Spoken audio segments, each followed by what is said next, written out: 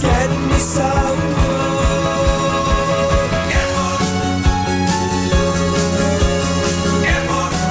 You've got a smiling face. You took my love to another place. Fly her away, fly her away.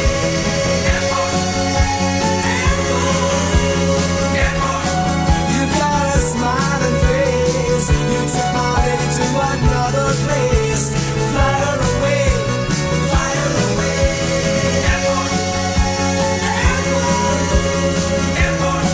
You've got a smiling face. You took the one I love so far away.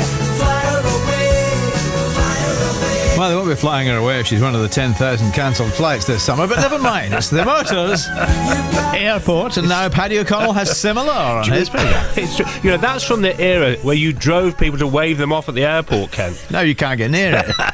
Thank you for your lovely show. See you tomorrow. See you tomorrow, Ken. Hello, yes, it's Paddy sitting in the big chair for Jeremy Vine. On the programme this lunchtime, they're off. We look at the runners and riders in the race to succeed Boris Johnson as Prime Minister. Who are they? Do they have what it takes to lead the country? What should you do if your holiday flight is cancelled? As Ken was just suggesting, expert help is on hand on the programme. In our medical special, we'll talk about nosebleeds with Dr. Sarah Jarvis and hotter than Hawaii. Are you at work in Heatwave UK, digging the roads, roofing the roofs, sweeping the streets? Are you checking in on vulnerable friends and neighbours? How are you coping? Let me know, vine@bbc.co.uk. Please include your details. Text 88291 and we're there on the WhatsApp on 08000 288 291. BBC Radio 2. Let's hear the midday news with Claire Runacres. Thanks, Paddy. The 1922 committee of Tory backbenchers will meet this afternoon to finalise rules for the Conservative Party leadership contest. 11 candidates are vying to succeed Boris Johnson. Our political correspondent Helen Katz says that the stakes are high around the decisions facing the committee. It sets the rules for this contest, so you can't really get more important than that, can you? So what's happening today is the executive, the ruling body of that committee, which is the 1922 is the Committee of Conservative Backbenchers, and it has a ruling body and executive. A new one is being elected this afternoon, and as soon as that's happened, they will sit down and decide the rules of the contest.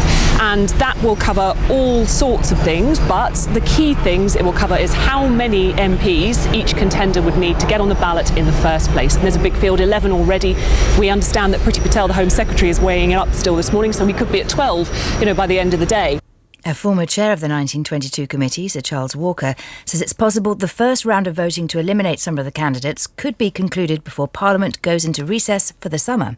When we had the contest in 2019, we set the threshold at the first round at 17, so you had to get 17 supporters, and in the second round it was 33, so I suspect what you'll see is more aggressive thresholds.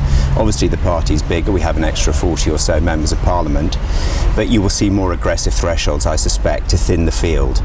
The Labour leader, Sir Keir Starmer, has attacked the Conservative leadership hopefuls, calling the contest an arms race of fantasy economics. He said that more than £200 billion of tax-cutting commitments made by the candidates during the weekend were unfunded. The vast majority of them served in Boris Johnson's government. They went out every day for months and years to defend his behaviour. They backed every one of his 15 tax rises. They're behaving as if they just arrived from the moon. They actually nodded along and trooped through the lobbies, voting to support it. Heathrow has asked airlines to cancel 61 flights from today's schedule because it said more passengers are expected in Terminals 3 and 5 than the airport could currently serve. It's the latest in a series of similar interventions by Heathrow in recent months.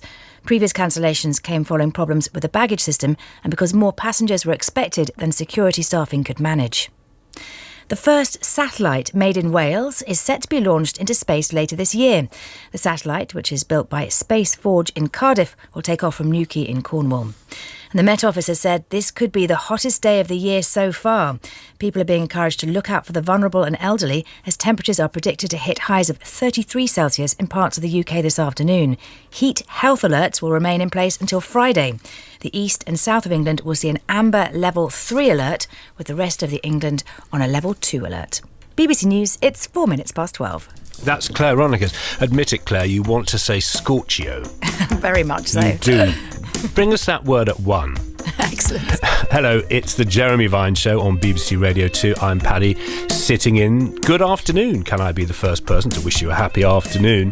But it's so hot in some parts. Are you outside in the heat? Are you coping, or have you had enough of it? Are you looking after someone in your life? Have you put a tit for on your toddler? Do let me know, and we'll talk about the politics. We'll have nosebleeds with Medical Monday and much more.